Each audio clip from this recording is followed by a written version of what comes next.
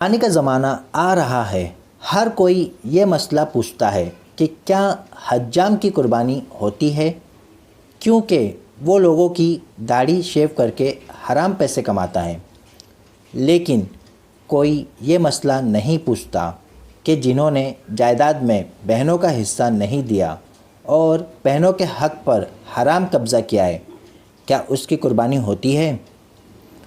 کوئی یہ مسئلہ نہیں پوچھتا کہ کیا اس سرکاری افسر کی قربانی ہوتی ہے جو رشوت، ناجائز کمیشن، کرپشن سے حرام پیسے کماتا ہے؟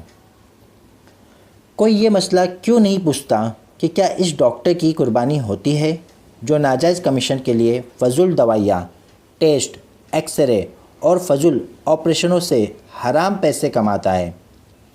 کوئی یہ مسئلہ نہیں پوچھتا کہ کیا اس وکیل کی قربانی جائز ہے جو قاتل، زانی، حرام خور کا کیس لڑ کر حرام کماتا ہے؟ حالانکہ شریعت کا مسئلہ ہے، ہر حرام خوروں کی قربانی جائز نہیں ہے۔